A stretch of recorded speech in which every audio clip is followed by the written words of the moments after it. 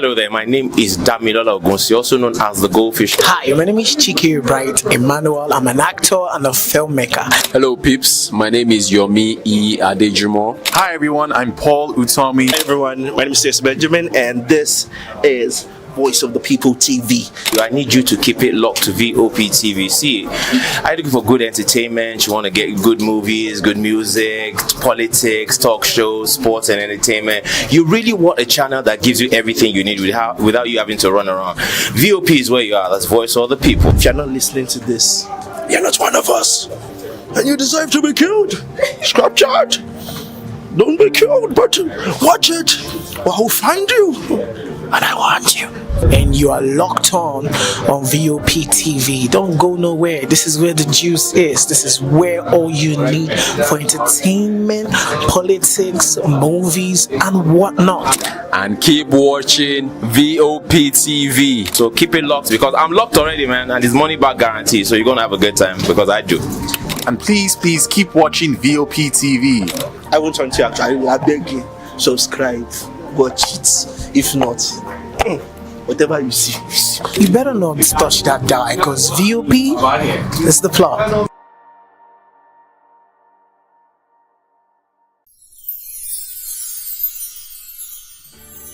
It's a season of love, a season of joy, a season to celebrate you because you deserve it. From all of us at Voice of the People TV, we only want to wish you a very merry, happy Christmas and a prosperous new year ahead.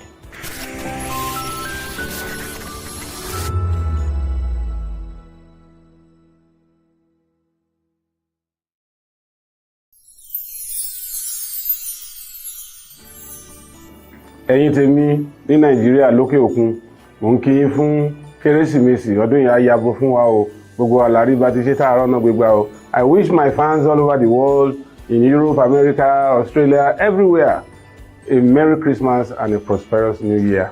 Catch ya next year.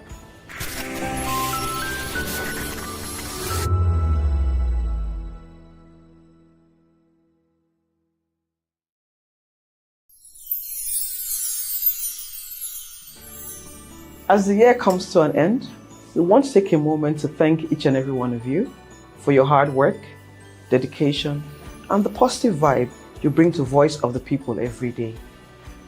From all of us on the HR, we would like to say Merry Christmas, a happy, prosperous, and healthy New Year. Thank you.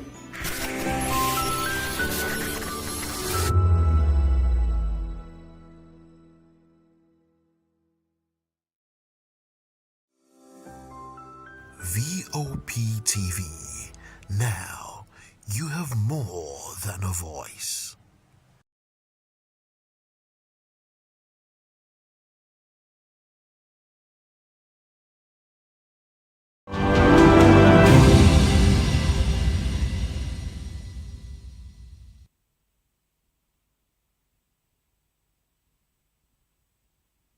Hello Nigeria, it's another exciting episode of the Issues and Voice of the People television, and we bring you the most important and pressing issues shaping our nation today. I am your host, Nenna Ndomzioto.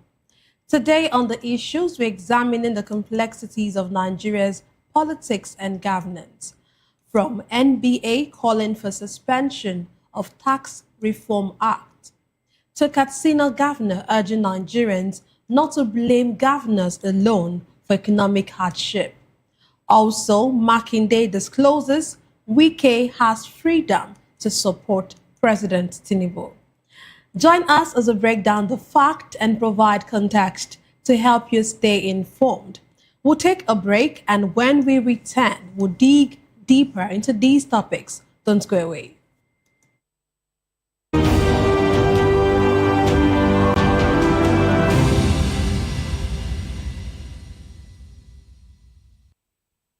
Glad to have you back. Let's dive straight into today's discussion.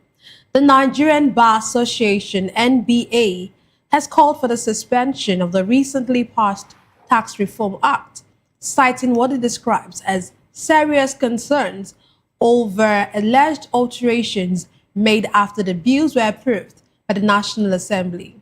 In a statement on Tuesday, the NBA warned that enforcing laws whose integrity is in doubt could undermine public confidence in the legislative process and the rule of law. The association insists that the controversy must be fully resolved before implementation continues.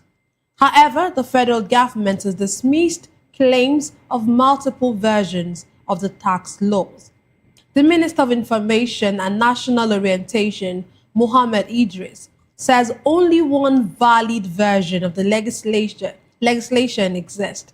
According to the minister, the government is confident in the legislative process and has urged Nigerians to await the outcome of the National Assembly's ongoing probe into the matter. He emphasized that the administration remains committed to transparency and due process. Okay, joining us today, I'm delighted to be joined by two distinguished guests. Here in the studio, we have Dr. Peter Anosike.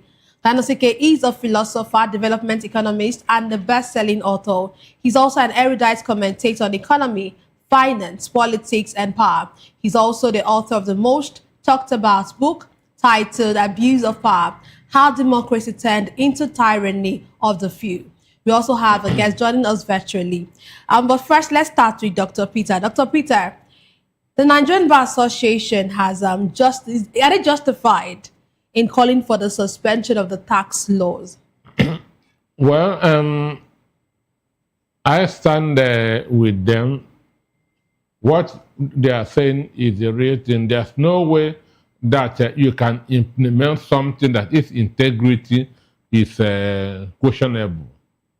Because, and if it's not questionable, there's no way a probe panel would have been set, which means something is very, very wrong. This is not at the first time laws have been gazetted in the country and no probe panel was set. So for that to happen shows that there's suspicion, there is doubt. So if we have a listening federal government, what they should do is to suspend it until all the doubts are cleared. Understand? Yeah, he said if we have a listening government, but do you see them actually listening to this? Many Nigerians and many persons have actually called for, and even high-profile people have called for the suspension of these tax laws. But do you actually see our federal government paying attention and listening to this? Well, we still have more than a week to the new year when the implementation should start. And so they still have all the time in the world to do the needful. So there's a difference between when an individual calls, just like maybe somebody in the opposition, and when a credible body like a Nigerian Bar Association calls.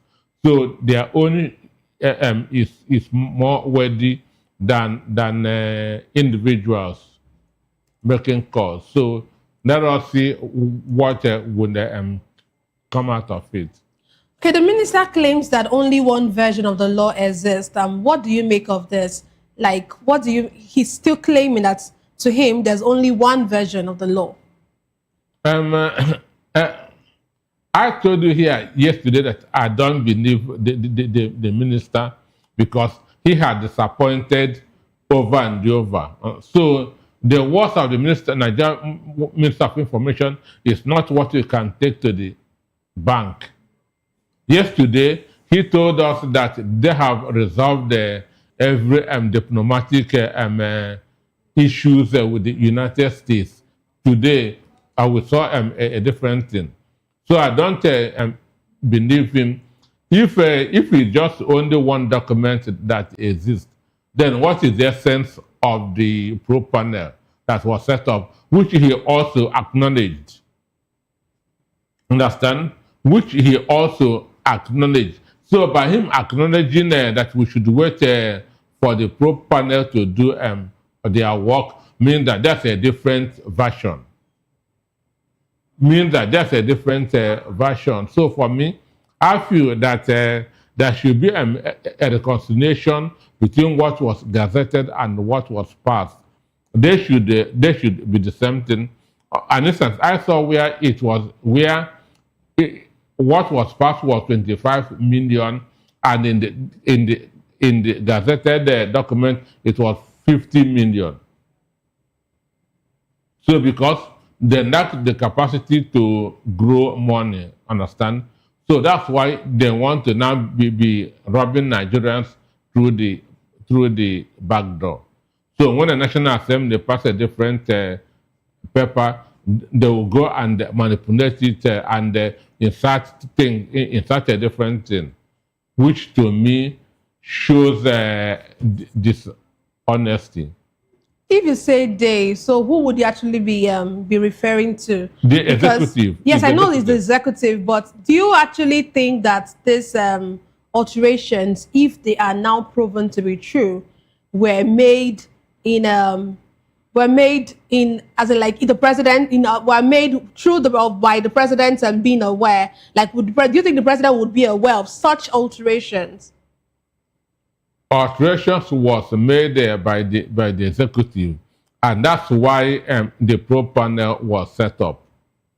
So the executive is the presidency, which includes the president or the chief of staff, the secretary to the government of the federation, and the entire cabinet. Understand? So it is them that committed this forgery. So nobody's been exonerated nobody in the executive is being exonerated. You know why I asked this question? Because I know that during the when the pardon list was brought out, some persons said, it was said in some quarters, that the president might not have been aware of some of these names that were brought forward. So that's what I'm saying. That do you think there's a possibility that the president is not aware of this? But just hold your thoughts. Before you answer that question, I would want to get our virtual guest is ready. Glad to have you join us, Kinane Sam.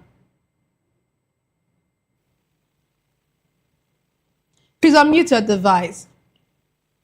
Oh, sorry. Good evening, Nena. Good evening. Glad to have you join us. Kinane Sam is a political affairs analyst and a Rivers State. He was the Rivers State deputy governorship candidate of Labour Party in the 2023 elections. I'm glad to have you join us one more time. Okay, so let me bring you up to speed. We'll be talking about the Tax Reform Act, the alleged alterations, and the call by NBA for the suspension of the reform of the act or of the Tax Reform Act because of this, as a result of this. So first, I want to ask you, what do you make of the alleged alterations in the Tax Reform Act, and what do you make of the call by NBA that this should be suspended, or the implementation should be suspended until all of this is resolved? Yeah, thank you for the new tax law. For me, it isn't necessary at this time for Nigerians. Nigerians, we are passing through a lot, and imposing another tax on us that is still going further to deplete our lean resources is not the best for us. Looking back at every programs of this government, it has never been in support of the masses. All their program has always been what they will use to siphon resources and impoverish the people the more, which I think this tax is all about. Then from the rumors we are hearing, sources of this tax and administrators of this tax, monitors of this tax and prosecutors of this tax are not national. They are international bodies which we are aware are linked to the French government. And so looking at that, we know it's not going to support local development, it's not going to support local businesses, and it's not even going to support international investors once they are aware that the resources of Nigeria is being monitored by another country. even the tax they are paying is being taken to that country. That is one. The other part of it is that we've had so many lies from these governments in the past. Every of their pronouncement from the time of removal of subsidy to this day has never been good to us as Nigerians. Then away from that, what we stand to benefit from it when we know that the legislative and the executive have always been working hand in hand and not working as independent bodies. So certainly it is just for their pockets.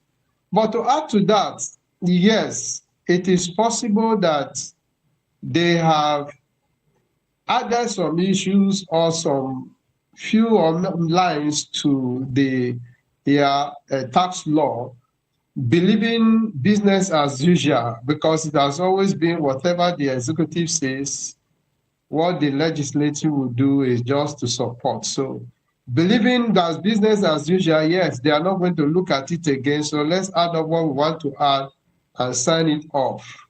Not knowing that somebody is somewhere watching this time around, because it also affects him as an individual and also affects his own states where it's coming from. So doing it the way they used to do could always make them feel that, don't worry, add up whatever you want to add, and then we will know how to convince them. Coming to the statement of the minister that it is not true that only one tax law appears. And we are already aware too that the National Assembly has set up a committee, a few-man committee that will look into these discrepancies and disparity in the tax law. Tells me that something is wrong, because if nothing was wrong, certainly they wouldn't set up this committee. And what we should experience is they are lobbying, because they are good at that. Lobbying for the committee not to announce or pronounce that such discrepancies occur. That is what I'm looking at now. But for the fact that there's discrepancies, there have been additions, I am convinced, 100% convinced that there have been additions, because the government we are talking about are a government that are never reliable. I remember some time ago when we discussed this issue of tax, and I said it, that at the point of implementation, they are going to be selective. We are still yet to get to that point where they will be selective in implementing the aspect of it that will benefit them, and telling you, let's suspend this aspect. Probably that is where we are heading to with all this statement that is coming from the people we expected to have been have some level of integrity in doing things. So we are disappointed as Nigerians in this government, and will continue to be disappointed until further notice, when we see if there are any differences in their way of doing things. It's been a government that is anti the people. They have been against us, and we will continue to talk, because if we don't talk, it's going to be worse. Now that we are talking, it's not making much or any impact. What about if everybody keep quiet and watch what they want to do? That's my view. Okay, thank you. But while you were speaking, you made mention that the investors wouldn't be happy that the tax paid are taken out of the country. But I don't know. I don't know if that is actually what I heard. But if it's actually what I heard, why do you think that the tax that we pay as Nigerians will be taken out of this country? Right. I said it, and you had me right. We are aware, or rather there are rumors that the French government, France, is responsible for this new tax law, where France will be monitoring every payment, every tax deduction that is done in Nigeria, and not just monitoring, having a percentage accrued to the French government. So what timing is that if such a thing happens or is true, then other investors will not want to come and invest their money, and then see this money being taken away to France. And we're also aware that this was one of the conditions given to the government by the International Monetary Fund for them to be able to access loans. So since it is a government that is built on loans, they will do everything that is being subscribed to them by the International Monetary Fund, just like they removed the subsidy, giving us a lot of promises that we never saw the benefit of that subsidy removal. Same thing, they are bringing up this tax law so that the French government will monitor and as well support them to get more loan from the international monetary bodies. Yeah. Okay, thank you. I will come back to you, but first let me come to back to the studio. Dr. Peter, I was saying something before we joined Kinane. Okay, so I was saying that I cited the issue or the instance of the pardon list, and so person saying the president might not have been aware of some names, and that's why I asked you that isn't there a possibility that the president is not aware of these alterations in this tax reform bill or act rather? If he wasn't aware, his attention had been drawn to it by the feedback. Understand? If he's not aware, his attention had been drawn to it. And mind you, the Lagos State, when the governor was, when Tinubu was governor of Lagos State, he has a tax firm, understand, which was in charge of all the tax being conducted in Lagos State, Alpha Beta. Understand me? So even when the APC begin to capture the other states in the Southwest, that same company was also in charge of many of the APC states in the Southwest. So it is the same thing that he wants to replicate at the national. So what Nigerians should even be thinking, that to check if there's any link between this his own tax company and the one that they signed the MOU with. Nigerians have not started thinking along that same line. So we need that to first of all investigate this MOU that was signed, where the company is coming from, understand, and all the things are around it, to know if Tinubu's own tax company has any business with it. Because the 17 trillion coastal road that was given to high tech, you know, Tinubu's family has interest in high tech. So I'm giving you references, understand? So we are now seeing a kind of an individual trying that to run should I call it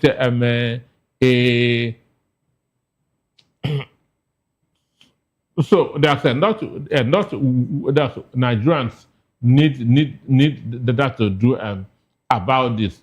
And there's no way, even though I have said on many occasions that American and European countries cannot come to Nigeria to invest. And I have been proved right over time.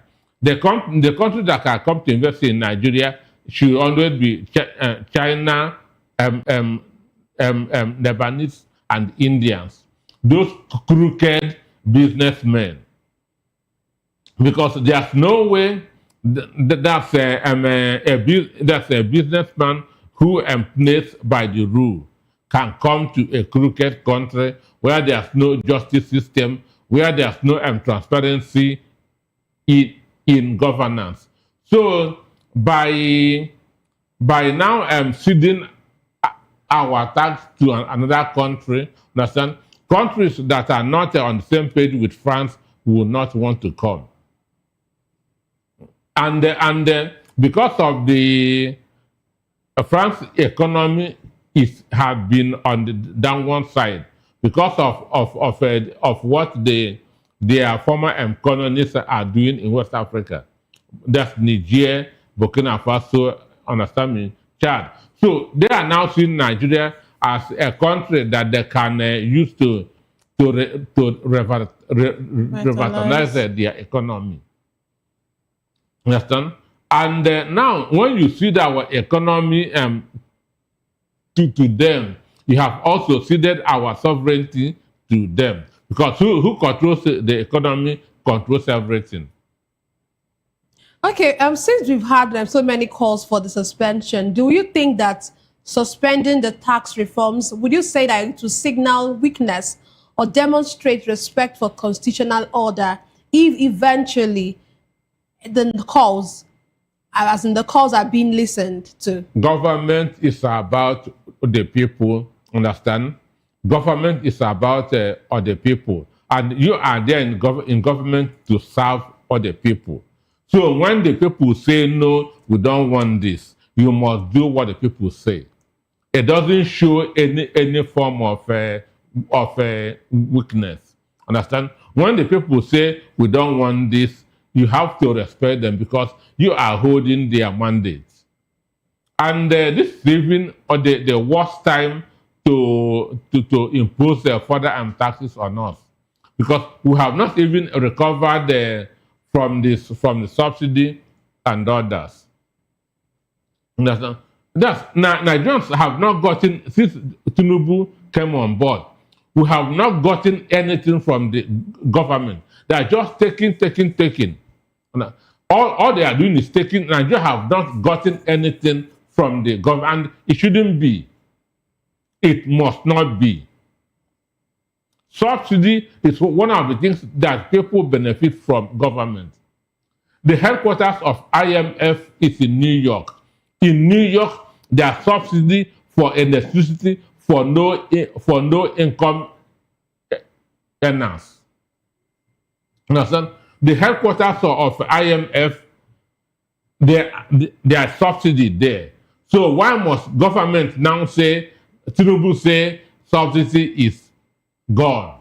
So what are you now benefiting from government? So for me, they should not even a matter of suspension should be till after 2027. Understand me? It should be suspended till after the election of 2027. That is my position.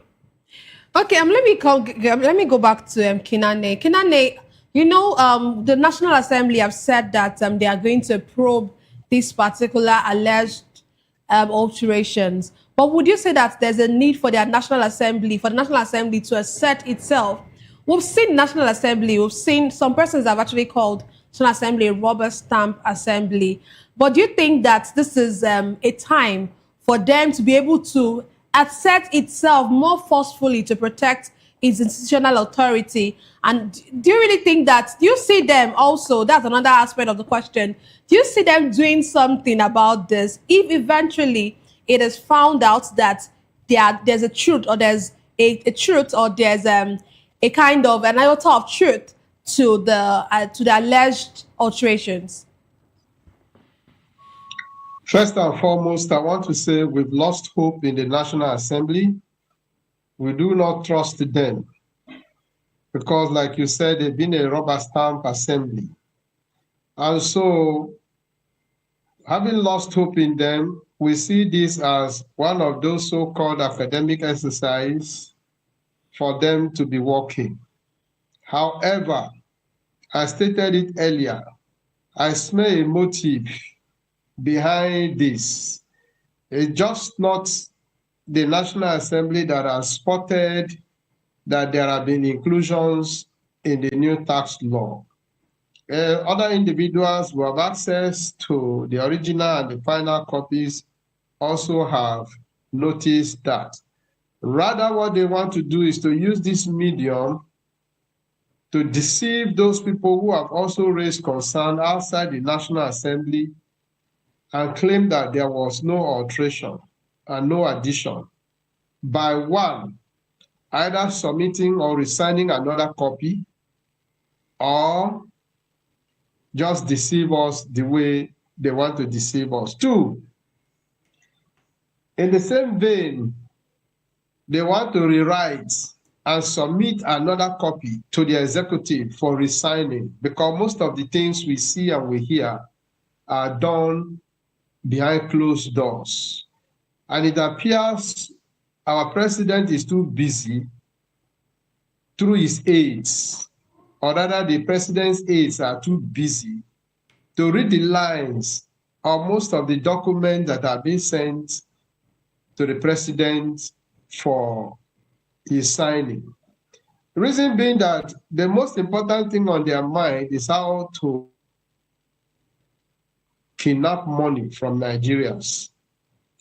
The most important thing to them is how best they can rewrite documents of 50 or 5 million to be 50 million, or 5 billion to be 50 billion, or 5 trillion to be 50 trillion. Excuse me. That is the most important thing for most of those people who are aides to our president. But for the National Assembly, I don't expect anything special from them. And I don't think even if they go as far as bringing out some of these faults and correcting it to change the image we already have about them, they have to do more, much more than that. In the first place, there was no need for this tax reform, just like Dr. Peter has said. We are yet to recover from the past. And yet you are putting us through this stress again. We are human beings. And when they talk about crime in the country, these are the things that pushes people to crime. Because survival is an aspect of every human being created by God. And when survival is almost at the edge, you see people go into heinous activities to survive. Look at this period. People will just be coming out of the Christmas as usual, New Year, which is our tradition here. And comes January, when people were supposed to recuperate for the next year, you are putting heavy taxes on them. Quite unfortunately that even before these taxes come on, our banking system, our financial system is not strong enough to withstand all these pressures of taxation on Nigerians. And so even if they had wanted to conduct this tax, there are so much amenities that are needed to be on ground. Our means of financial transactions are not clear enough. There is a lot of ambiguity in them. These things have not been looked at. These things have not been put in place. Yet we want to jump on taxing people because that's the only way they can get more money. The National Assembly cannot do anything about it because they were part of some of his visits to France, his frequent visit to France. And they may have been part of those people who signed some of those treaties with their own input as well as their own percentage into every proceedings that will come out of the tax. So because of that, they will do everything humanly possible to make sure that they sustain it. But I'm not expecting anything different from them. Okay, thank you very much. Let's move on to our next conversation for tonight. Katsina State Governor Diko Rada has called on Nigerians to stop blaming state governors alone for the prevailing economic hardship, arguing that the federal government controls the bulk of national revenue.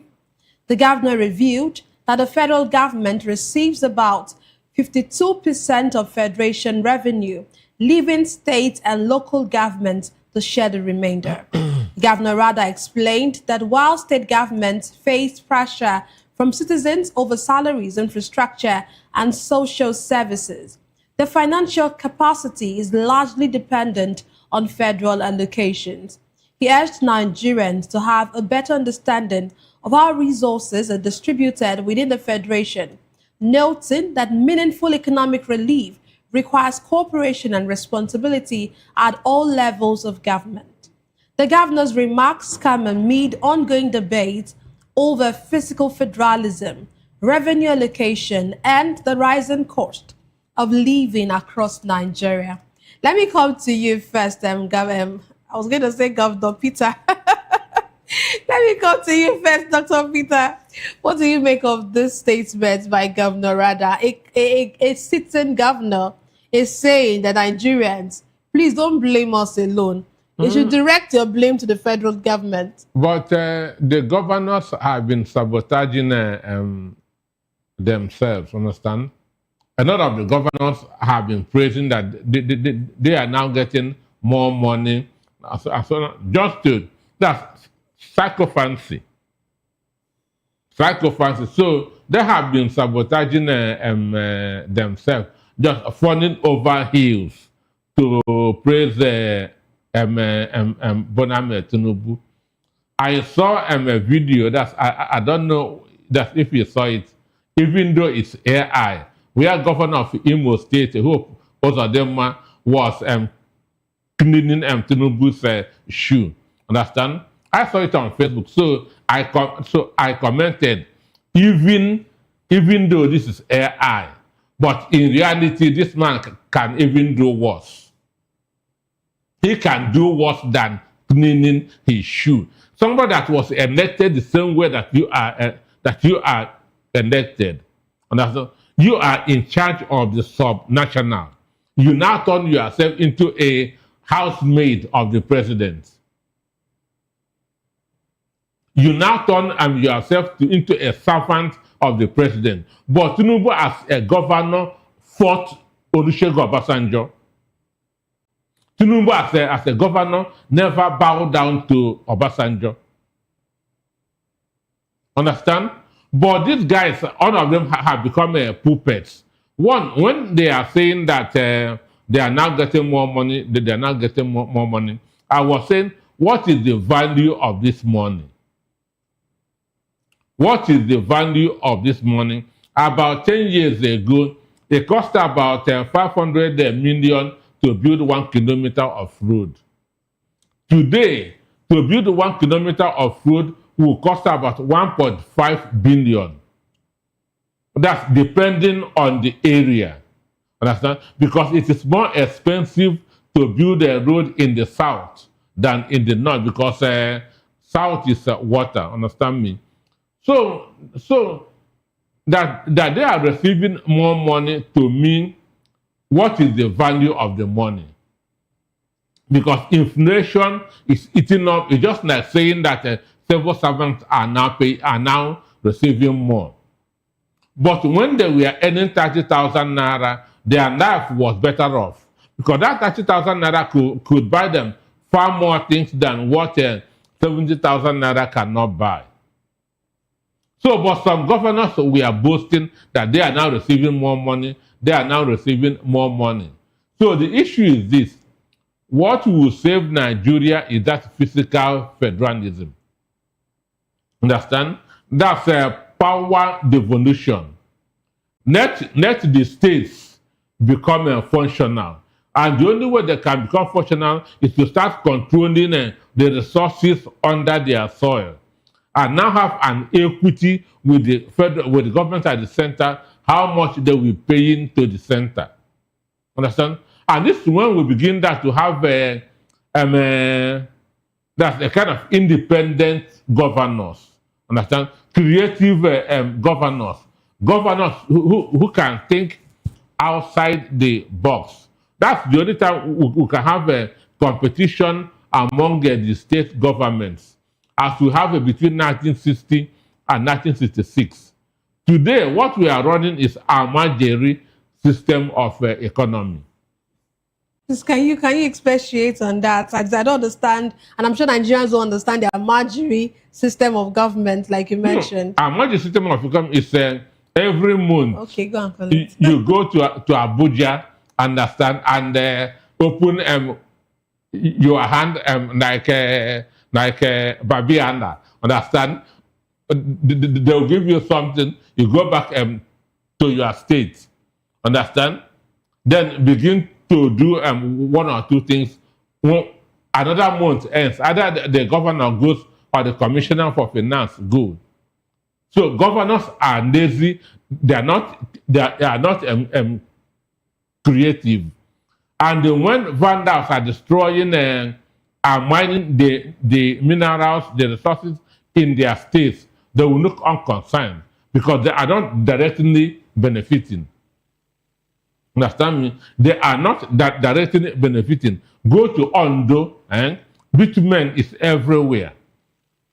Just scratch that soil a bit, you see it. But the governor of Ondo cannot harness it because it is under the control of the federal government. So there's no way Nigeria can develop this way. Okay, okay, thank you. Let me come to you, Kinane. Of course, you've heard Diko Rada, as the Governor Rada, and what he has said. But do you think that this statement opens up the need for states to boost their internally generated revenue? Yeah, in reality, it's unfortunate and difficult for us to know who to believe, whether the federal government is doing much or the state government is also doing much. However, if they are given powers, if power is decentralized like is expected, and the states are looking at developing within their own enclave, certainly it should be able to open up a means of generating internal revenue for the states. But now that everyone is looking at the center, just like Peter said, the Amajiri type of government, we are sure that at the end of every month, we are going to get 200 billion from the federal government. It makes them really lazy. Yes, there are so many things that states can do, which none of the governors have been able to take into practice. If you go outside Nigeria, there are state-owned businesses that are striving and surviving the state. There is absolutely none like that in this country because every governor believes that at the end of every month, money is going to come from the center. So devolution of powers to the states will certainly expand the economic horizon of the states and put us at a better place beyond what is happening now. But if we have to look at what they're saying that we shouldn't blame the states, the federal government is taking 52% of the revenue of the nation. Those are statements that doesn't go well with people like us. For whatever percentage that the states are having, have we been able to see the equivalent development tied to that percentage? We don't. We are also aware of some of the states, whenever they receive allocation, that is when they will go to these Mabuki people, and then you see cost of dollars will start rising within the state because they are going to buy all and keep them. But if they are sincere to themselves, let's see that level of development within the state that can be equitable to what the federal government has given to them. That we don't see. And because we don't see that, it cannot put the blames or tell us not to blame the governors. There are a lot of us who are aware of the generations of the states that can sustain some states. What they generate internally can sustain some states, yet we don't see value for it. Then what the federal government is adding to them, we don't see value to it. So I think what we need to do is to ensure that people we vote into power are people that are accountable to the people that voted them. It is quite unfortunate. Our systems of governance, our system of election, our system of administration, and all that are in support of what they are doing now. Because if we run a system where the people are aware that if I do not perform well, nothing will bring me back to power, and that will not make them do this, their decamping. Today you hear this one is decamping to here, because they have the assurance that once you are in a political party, whether you perform well or not, you'll be given ticket and you'll come back again. Well, if it were that, yes, if you don't perform well, you are not coming back. Nobody will want to decamp. Everybody will want to stay where they are and make use of every available resources and develop their own area. And let us see that, yes, you have developed your own, and because you have developed your own, this other man has not done it. People are clamoring that, yes, this man of Abia State is doing well. It's not because he is receiving something different from what other, but he has decided that he will use what he has to develop Abia State, and people are beginning to see value for it. It's not because he's giving much or far more than other, but it is that willpower for him to use what is available to develop the state, and that is what we expect of the governors. Okay, thank you very much. Let's move on to our last conversation for tonight. Oyo State Governor Seyi Makinde says former River State Governor Nyesom Wike has the constitutional right to support President Bola Tinubu ahead of the 2027 elections, but insists he will not follow the same path. Governor Makinde, during the media chat, asked Wike to allow others make their choice, stating that his immediate goal is to ensure that PDP survives. Meanwhile, also during the interview, Governor Makinde has declared that he's qualified to lead Nigeria, fueling speculation about his possible presidential ambitions in 2027. On the other hand, Minister of the FCT, Nyesom Wike, has maintained that he has no regret supporting President Tinubu since 2022, describing his choice as one based on principle rather than party loyalty. Dr. Peter, let's first come to, let's talk about Governor Seyi Makinde's, he said his biggest, trying to paraphrase now, that his immediate goal is to ensure that PDP survives. Is that actually how will I put it? Is that him being not even achievable? Yeah, before I even get to the point of it being achievable, is that him being a good citizen or being, very, very a good citizen, or is it because of his personal ambition of becoming president? Well, the issue is this. It seems that maybe you have a sympathy for Nyesom Wike because there are other things that I read the whole. And I'm starting with that. I read the whole report. Okay. And it started with he talked about how he made his first $1 million. Yes, I saw that. And then Nyesom Wike was still coming out of not to understand. And from there, he became a local government chairman, which means all the money that Wike had been spending had been state money. He had never made 1 million naira of his own, which we know. Understand? And he also talked about in the meeting where he said that he will hold PDP down for Tinubu till 2027. But I don't have to make. I can't actually tell all of that in my story. You should you should let the world know the kind of person that Nyesom Wike is. That's why I said that. I'm not being you have a sympathy for him. The world should know the kind of that Wike is a crooked person. Understand me? So the issue is this: one, this is a free world. Understand? Freedom of association and so on and so forth. Everybody has the right to support whoever that person wants. But in supporting Mr. A, you shouldn't hold Mr. B down. Understand me? If you are supporting Mr. A, you shouldn't hold Mr. B down. This is where Nyesom Wike is getting it wrong. He has every right to support Bola Tinubu, but he must not destroy other people. He must not destroy other people. Nobody is holding him from supporting Tinubu. But in supporting Tinubu, he rigged the election in Rivers State, which the good people of Rivers State did not vote for APC. Understand me?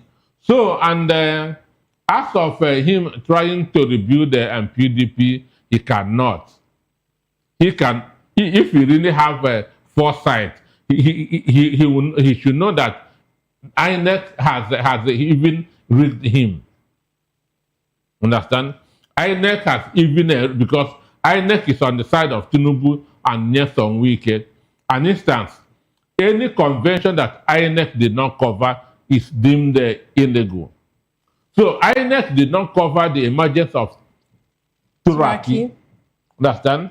Which means tomorrow, Turaki cannot give any party member presidential, say this is our presidential candidate. So they did not cover their Ibadan convention, but went to Osun and Ekiti and covered those ones. So INEC is involved in this bad game. Understand? That to make sure that PDP will not survive or will be very, very weak by 2027. Okay, let's go to Kinane because of time. We're almost out of time. Kinane, please, can you just in one sentence or in 1 minute just tell me what do you make of Makinde's declaration of being a qualified presidential candidate? Well, he has that ambition, but unfortunately for him, it is too late. Too late for the fact that when they were forming the G5, they did not see beyond their nose. And now the G5 has gone as far as it is now to destroy the PDP. So where is he going to contest as a presidential candidate unless he moves out of PDP to any other party? So some of the things that we are seeing people are enjoying today, the rest assured, even the Wike, he will be destroyed with time, with some of the things he's doing now, just like it has happened to Makinde now, because he's becoming or getting aware of himself that the support they gave to Tinubu in 2022 for the 2023 election has brought them thus far. As far as we are concerned, there is no PDP and there's nothing they can do. Thank you. That's where we'll draw the curtains on today's show. Thank you very much, Kinane, for joining us all the way from Port Harcourt. And thank you, Dr. Peter, for being with us in the studio. That's all for today's episode of The Issues. We explored the challenges facing Nigeria's politics and governance. Thank you so much for being a part of this show. Don't forget to tune in next time for more in-depth analysis and discussion. Follow us on social media to stay up to date on the latest news and insight. Until next time, stay informed. I am Nnenna Ndomdioto. This has been The Issues on Voice of the People Television, where the future faces forward. Please don't forget to stay tuned for Hashtag with Vivian and Ikechukwu by 8 p.m. Don't go away.